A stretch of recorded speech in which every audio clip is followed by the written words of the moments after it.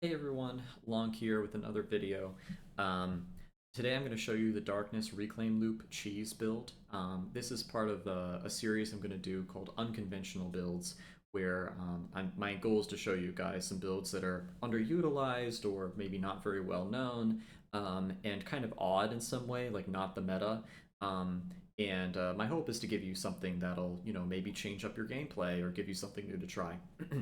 And so yeah, the goal here today is to show you the Darkness Cheese build. If you want to skip all the intro and history stuff, you can go straight to the build in the timeline, or check the description.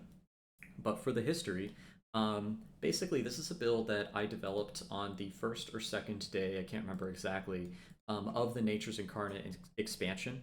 And the goal of the build was to find a very strong pairing with Spread of Rampant Green. I wanted something that could actually match the tempo of very high level adversaries, something like, even 6/6 level of difficulty. And, the meta build for Darkness, which is top, top, bottom, bottom, it's a little bit too balanced. It's too flexible, so it doesn't excel in anything in particular, and can't really match the tempo of some, very difficult combinations. And so I developed this build as a way to basically maximize my tempo out the gate while also having a win condition. And so this build pushes to 3 plays and grabs this extra moon.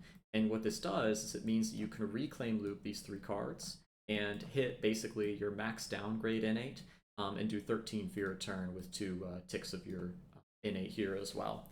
And this gets online as fast as turn 2, so a lot of adversaries just can't handle that level of tempo.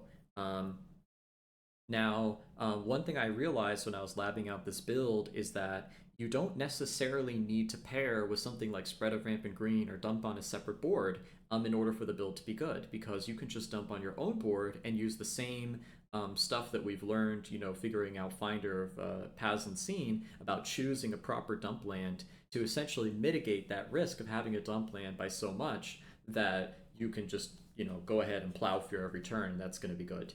Um, and so actually I think this build is quite potent, and when the build works, so when it's the proper board, explore, adversary, etc., it by far outpaces the meta build in terms of impact on your board and other boards in a multiplayer game.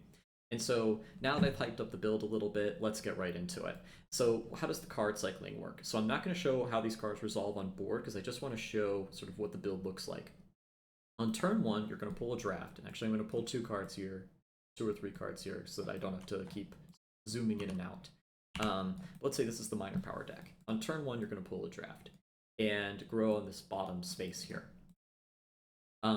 Then what you do is you're going to play either Terror the Hunted by itself, Terror the Hunted plus a 0 cost. It's ideal if it's a 0 cost moon, because then you actually hit the first tier you're innate.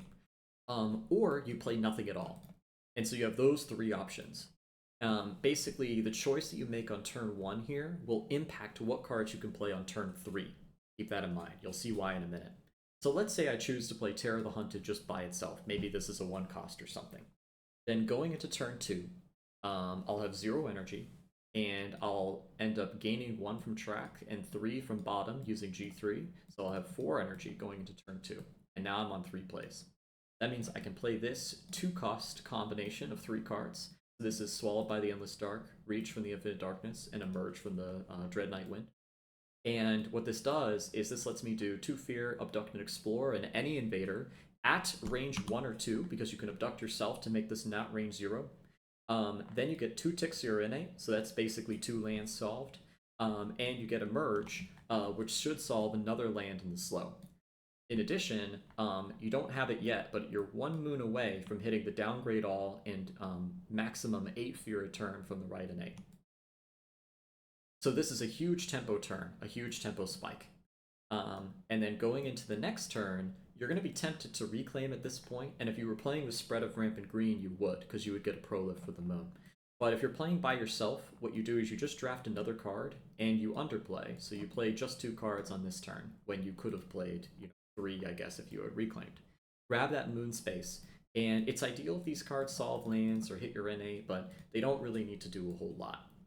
Then going into your reclaim, oh yeah, sorry, you spent 2 energy last turn, then you gain 1 energy going into this turn, so you'll have 3 energy. Most of the time this costs like 1 or so, 1 to 2. So you're probably going to have 3 energy going into Reclaim. Then going into Reclaim, you'll get a third card. And now you can Reclaim loop this with the full max right innate for multiple turns if you want. Now, you'll notice that you only have 1 energy gain, and this particular loop costs 2. But what this loop relies on is a little bit of RNG. Basically, you can keep this up. You get 5 drafts before you have to pivot and do something else with the Reclaim plus the other 2 drafts. And so in those 20 cards, someone can run the probability in the audience. You basically see 20 cards, and you're looking for 0 cost moon. 0 cost moon air is ideal. And then 0 cost moon plus air plus claw is like the giga nuts. So if you hit any of these things, then the loop works. And so the odds of hitting this are very, very, very high. And the likelihood is just that you're going to hit this. But if you don't, it's okay. You can do the loop for a couple of turns. And then what you do is, on that turn that you can no longer loop anymore because you're out of energy, then you just grow here from top, and you take a G3 for 3 more energy, so you're going to have 5 energy, and then you play like whatever crap you have in your hand. And then when you Reclaim, now you have 2 energy gain a turn, and the hand costs 2, so you can do this ad infinitum. So that's essentially it. That's how the loop works. One thing I want to highlight again is, remember how I said what you play on turn 1 affects what you play on turn 3? You can see this in real time, because let's say I decided not to play anything on turn 1, and then I played this on turn 2, right? Then going into turn 3, I can actually play 3 cards, because I saved these 2 cards. But if I play 2 cards on turn 1, then I'd only have 1 card to play on turn 3. So you can see how the tempo works out, basically, when you choose to do this. Now, you would think that underplaying so much won't really work, but if you go through the math, and some kind of conservative math here, you actually find that you have enough tempo to solve stuff. So if you assume that your Terror the Hunted is solving 1 land, and you assume that the innate plus swallow threshold is solving 2 to 3 lands, so let's say 2.5 lands on average, and then Emerge is also solving a land, then you're solving 4.5 lands in the first 2 turns, and then going into the 3rd turn, you just need your cards to solve at least 1 land. So they hit like your innate or something like that. So let's say they solve maybe 1.5 lands, because they could do more if each of these cards solves a land. So then this adds up to this is 5 plus 1, so that's 6 lands, which 6 lands in the first 3 turns is exactly on tempo with the invaders, because you have 2 lands ravaging every turn. Actually, you're going to be a little bit ahead on tempo, because on that Reclaim turn you get that spike again, where you solve a ton of lands. So you can see that even with some very rough conservative numbers, you're totally fine here in terms of number of lands solved, and that you're going to surge ahead on that Reclaim.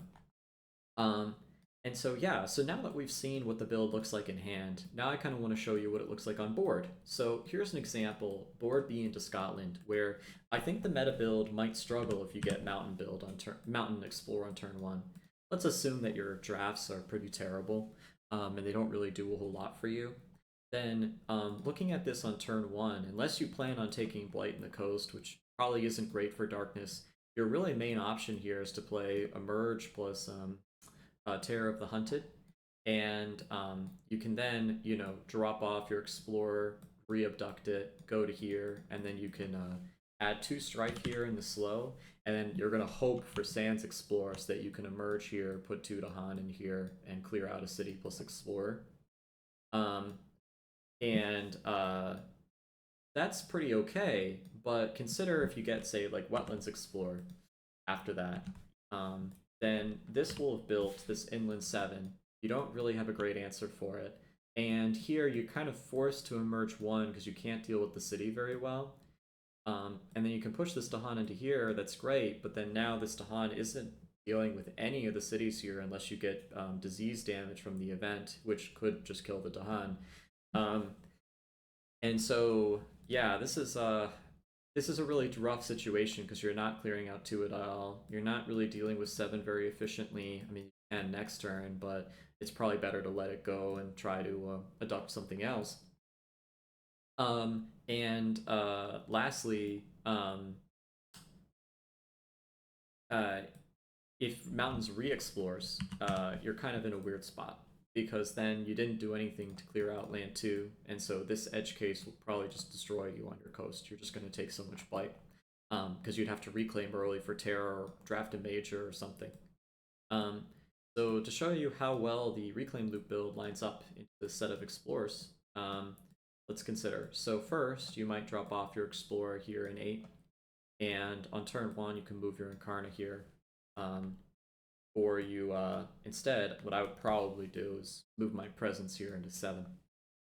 Um, you know what? Actually, I'd move my Incarna into 7, sorry. And I would strife the this town twice to protect against the edge case, that the strife could get removed.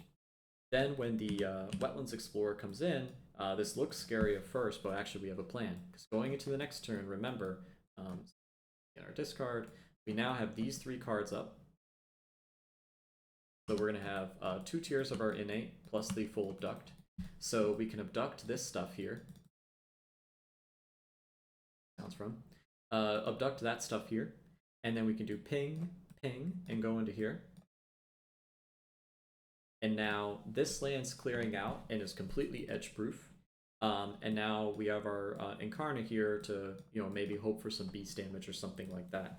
It's likely we'll take a blight in our 6 because we're going to underplay next turn, but we can clear it out should the wetlands come up again. It's not a problem because then we have this combo up again to deal with the Explorer Town City.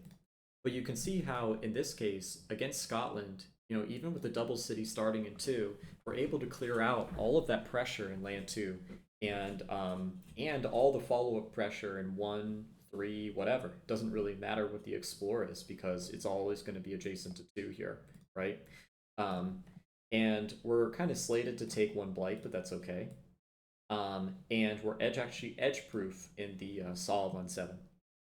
And so you can see how well this is turning out. Because remember, once we get to that reclaim loop where we're doing 11 to 13 fear a turn, depending on our luck, that's 2 to 3 fear cards in solo, right? Like if 12 fear is the point at which you're getting 3 fear cards. And so if you're getting 3 fear cards a turn and the invaders basically can't do anything, I mean, that's a win, right? Like you just kind of have to play it out and hope that you don't get local diaspora. Because again, these invaders will have to return to the board. They'll probably return to some inland land that's not blighted, and it's going to be the same reasoning behind choosing an inland dump land that you would when playing Finder. Now, if you're playing with something like Spread of Rampant Green, this build gets absolutely spicy. Because what it means is you bypass that second underplay. So you would get a Prolif on turn 2, and you go straight to the 3 Moon, and you already get the full downgrade plus 8 Fear. Then you could just reclaim loop at this point basically forever because the second prolif means you get the 2 energy and it means it's fully sustainable. So, with Spread of Rampant Green, not only would all these invaders go on the next board, but also it would mean that we actually full clear our board, right? Because we would abduct this and then ping ping, and then the game is like completely done on our board. Maybe we have an extra explorer or something like that. You can see how potent this gets when you have Spread of Rampant Green and why this is able to keep up enough tempo to basically clear out almost any really difficult double adversary when you're playing that combination. And of course, when you're giving all those invaders to Spread, Spread doesn't really care. They're just going to skip it whenever it comes up, even if it's a really dangerous Ravage. So yeah, that's basically how the build plays out on board, and also I hinted a little bit as to how it would combo with green, and hopefully this is convincing enough for you to try out the build and see how it works for yourself. One last thing I wanted to mention is that when you're reclaiming every turn, you're always card scaling, which means that you're able to pay for events very freely, because again, you're only really looking for one type of card to fill here. So you can draft, if you don't get a hit in your draft, you can draft to cover like very critical events, maybe like missionaries or rising interest, or sacred sites under threat. These are events that can be very scary in a multiplayer game, and so making sure that you've drafted for them is you're always helping out your team doing that. And also the fact that you get to move your Incarnate to any land means that you can help out your friends. Like, let's say that your board was totally empty because you're comboing with green, blah, blah, blah. Then there's a third player on the island. You can donate like the entire loop of actions. Excuse me, sorry. You can donate the abduct, double, presence ping, etc.